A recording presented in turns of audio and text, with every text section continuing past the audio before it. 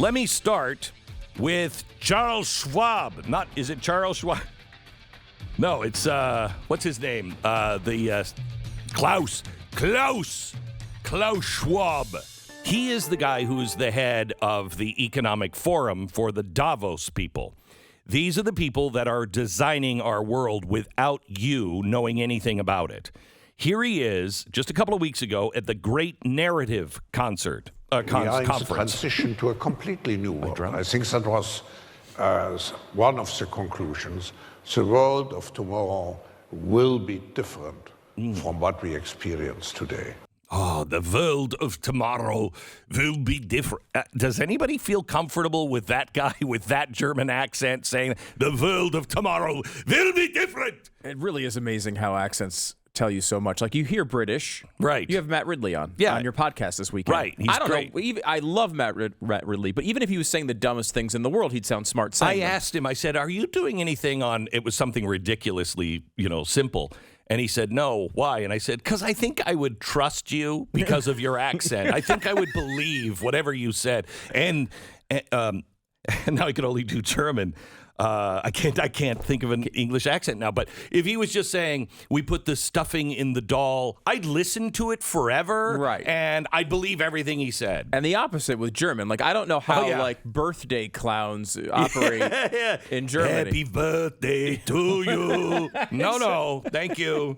Thank you, Mr. Clown. Anyway, just over a week ago, the World Economic Forum organized a gathering in Dubai titled The Great Narrative, and the executive and founder of the World Economic Forum, Klaus Schwab, described the event saying, the Great Narrative initiative and meeting in Dubai will be a powerful catalyst to shape the contours of a more prosperous and inclusive future for humanity that is also more respectful for nature. Wow. So they are shaping our future. In fact, they are writing our future right now. That's why this bill in Congress is so dangerous and no one's talking about it. Build Back Better. The Build Back Better bill is the Davos World Economic Forum bill. It is. That's why it's called the Build Back Better bill. That is the slogan of the Great Reset. So it's a spooky event, all of it. Most people haven't even heard of it. By the way, order my book right now. It comes out in January. Order it right now, and you'll be able to, put a card or something underneath the tree to say, "Hey, you got the book coming." But the second printing, may be 5 months from the first printing, and so I'm just asking you to order it right now. Make sure you get that first printing of the book. You can do it on Amazon.com. or wherever you order your books. All right. So here they are, speaking the future into existence. Well, that's our job. That is our job. Our job is to speak it into in existence.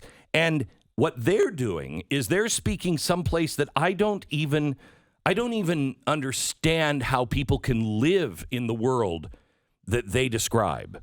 They tell people right now, they tell women that they are oppressed. Men are oppressors. They tell our children that society is cruel and that they'll forever be limited by their circumstances.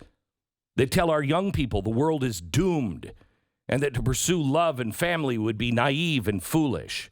They tell white people to take up less space and black people that the odds are stacked against them because of white people. They tell all the immigrants that they're unwanted and lie to migrants about how to become a productive member of a nation. They remind you that although you aren't significant enough for individual freedom, your mere existence is likely making the world worse. And then they tell us that everything they're doing is for our own good. That's their narrative. Well, I don't like that narrative. And as we start going into Thanksgiving, I think we should have another narrative.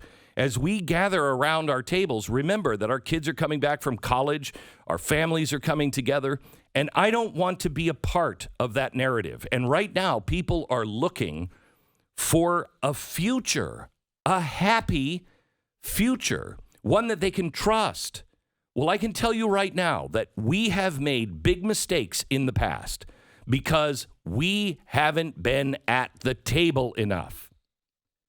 A lot of this stuff has happened because we haven't been paying attention.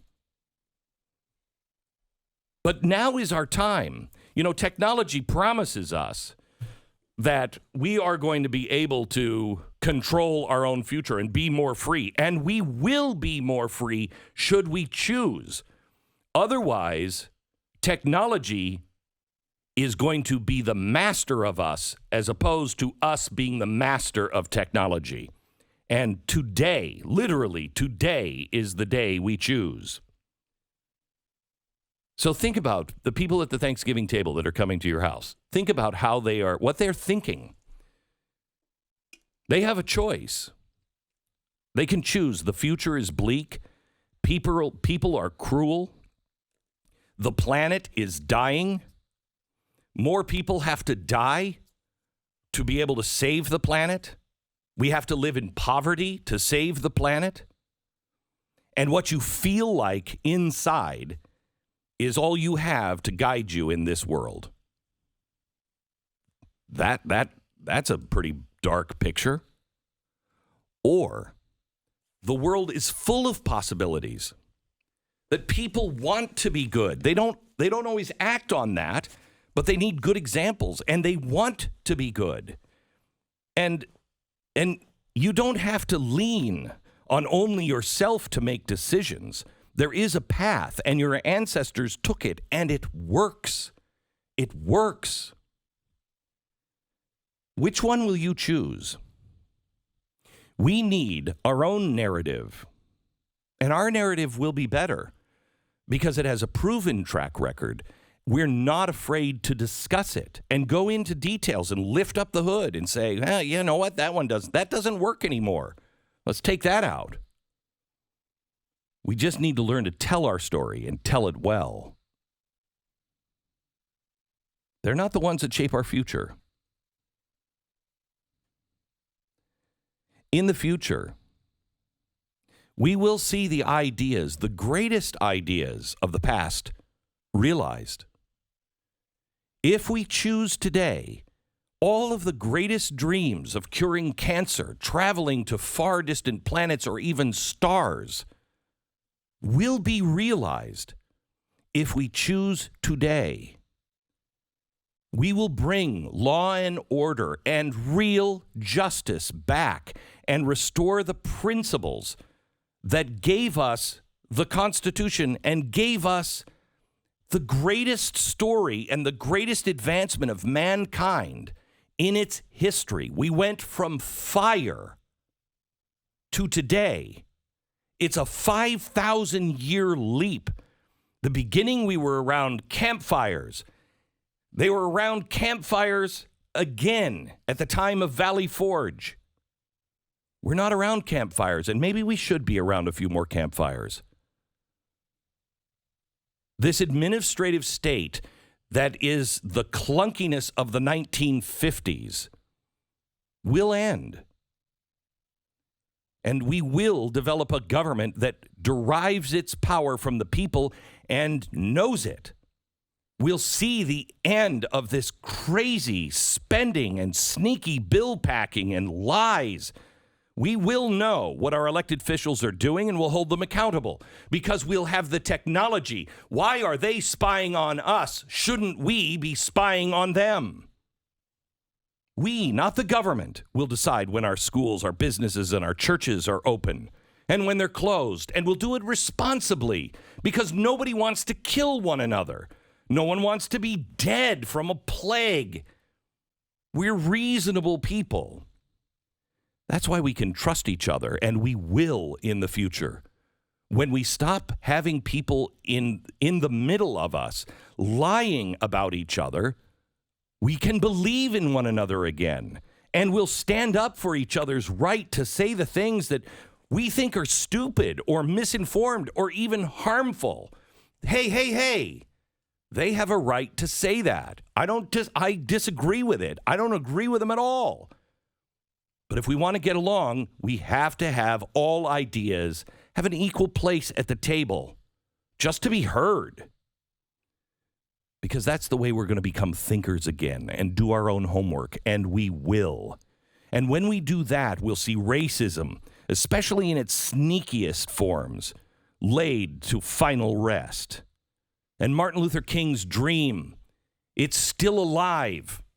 Don't extinguish that flame. We will work to build that flame of that dream, that people are judged by the content of their character and not the color of their skin.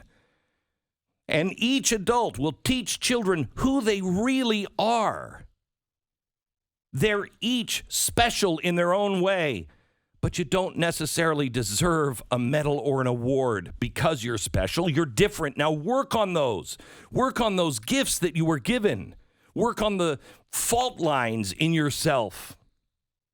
Know the difference between right and wrong so you can grow up without the confusion that you must be facing today. We work for a future where teachers will educate, not indoctrinate. Our students can read and do math and create things that have never been possible before. Americans, new and long-standing, will rest within the protection of their borders, inheriting the benefits of their ancestors that they earned by immigrating here to America and building our country with their accomplishments. There is room for more people, and there are room for the people that really understand. This is a different place. And our allies will trust us again, and our enemies will be afraid to cross us, so we won't have to have wars because they know we're serious.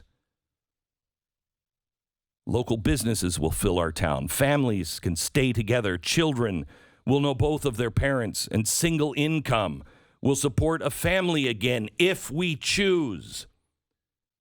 Gas prices will be low because we won't do the things that cause them to be high. We want to change. We want a greener world. And there is technology out there that will give us a greener world today, but not on this path. And we must be energy independent.